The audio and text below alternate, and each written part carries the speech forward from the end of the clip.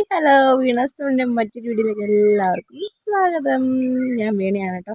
അപ്പം എല്ലാം സുഖമായിരിക്കുന്നു എന്ന് വിശ്വാസത്തോടെ പുതിയൊരു വീഡിയോ ഇവിടെ തുടങ്ങുകയാണേ.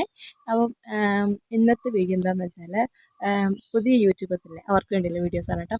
അപ്പം ഞാൻ യൂട്യൂബ് തുടങ്ങിയ സമയത്ത് കുറച്ച് സ്ട്രഗിൾസ് അനുഭവിച്ചായിരുന്നു. അപ്പോൾ അത് നിങ്ങളോട് ഷെയർ ചെയ്യാൻ വിചാരിച്ചിട്ടോ.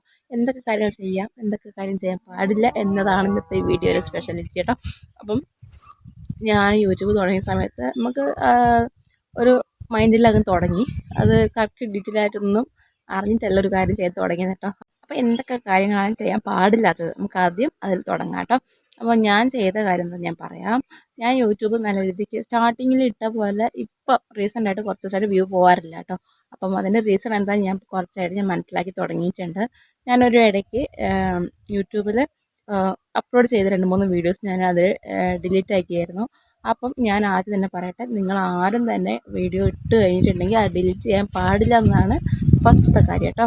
ആ ഡിലീറ്റ് ചെയ്ത് കഴിയുമ്പം ഒരു 3-4 വീഡിയോ അടുപ്പിച്ച് ഡിലീറ്റ് ചെയ്യുമ്പം അത് നമ്മുടെ ചാനലിനെ വളരെയധികം ബാധിക്കുന്ന ഒരു കാര്യമാണ്.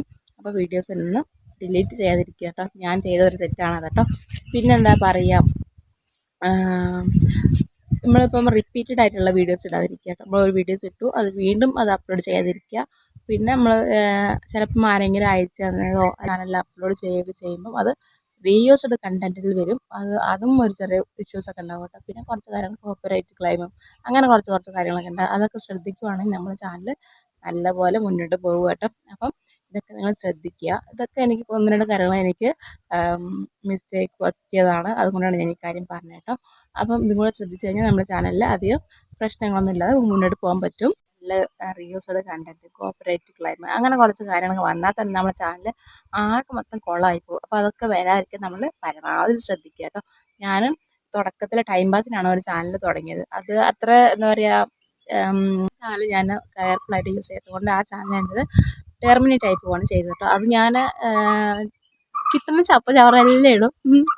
എന്താ സംഭവം ഒന്നും അറിയില്ല. ചാനൽ തുടങ്ങണം എന്നിട്ട് തുടങ്ങി, അത്രയേ ഉള്ളൂ കേട്ടോ. അത് ടൈം പാസിന് വേണ്ടി തുടങ്ങിയാണ്. അതിങ്ങനെ വീഡിയോസൊക്കെ ഇട്ടു.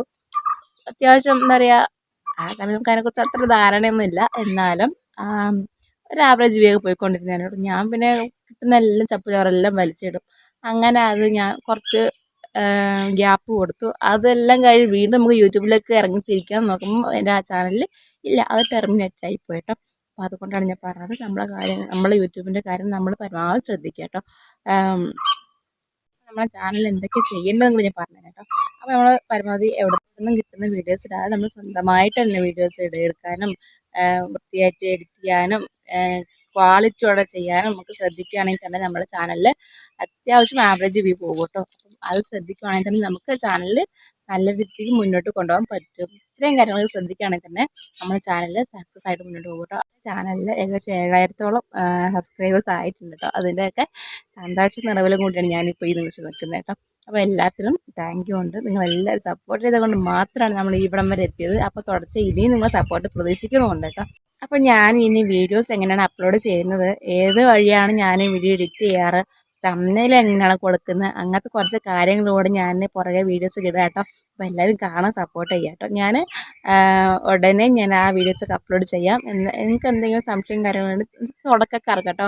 നമ്മളെക്കാളും ഒരുപടി മുന്നോട്ട് പോയവർക്ക് നമ്മൾ പറഞ്ഞു കൊടുക്കേണ്ട കാര്യമില്ല. തുടക്കക്കാർക്ക് നമ്മളെപ്പോലത്തെ പറഞ്ഞു കൊടുക്കേണ്ടത്. അപ്പം എന്തെങ്കിലും സംശയങ്ങളും കാര്യങ്ങളും ഉണ്ടെങ്കിൽ കമൻറ്റ് ബോക്സിൽ അറിയിക്കുക.